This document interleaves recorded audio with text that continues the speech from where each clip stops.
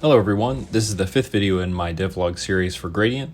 And to anyone new, Gradient is a passion project I've been working on over the last year, and in this series I document the progress I've made on the game. If you like this content, please like and subscribe, and jumping right in this entry I want to share the progress I've made on Gradient's visual style. From Gradient's inception, I wanted it to look like a comic set in motion.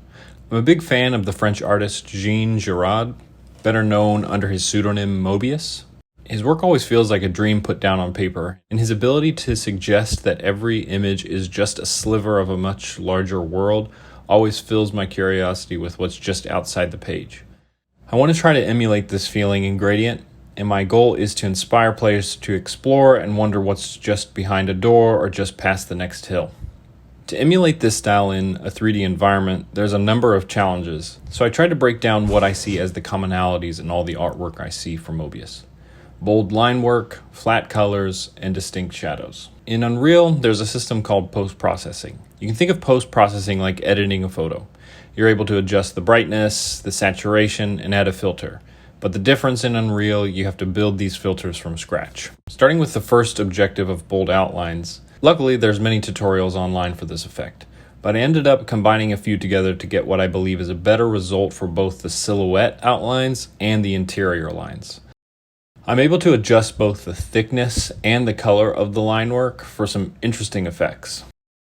For now, I've settled on a dark gray color as it allows for line work to be clearly visible in both areas brightly lit and in areas dark in shadow. The dark gray provides a clear separation between objects and the intersection of the geometry.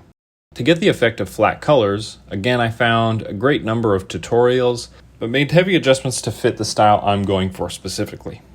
In short, I take the final image rendered on screen, desaturate all of the colors, and based on the value, split it between light, midtone, and shadow.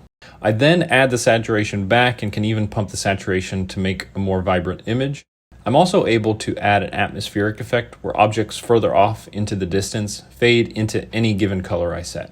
I also was able to implement a technique I'm quite proud of. To my recollection, I've not seen this effect in any other games, but please tell me in the comments below if you know of any.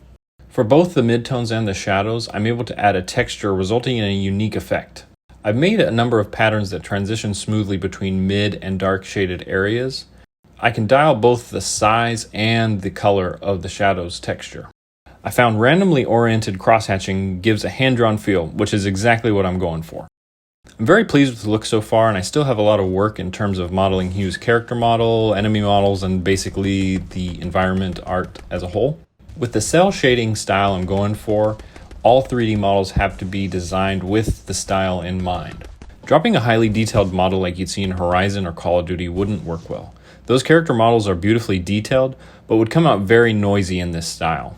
So now that I have a baseline for the aesthetic, I'll be starting on Hugh's character model. I'll have more to show on this in the next video, but we'll almost definitely have to reanimate all of Hugh's movement. So it may take a while. In the meantime, I'll be uploading short videos of gameplay and smaller improvements here and there on my Instagram. Links will be in the description if you're interested. If you made it here to the end, I want to thank you, and if you liked the content, please give this a thumbs up and subscribe.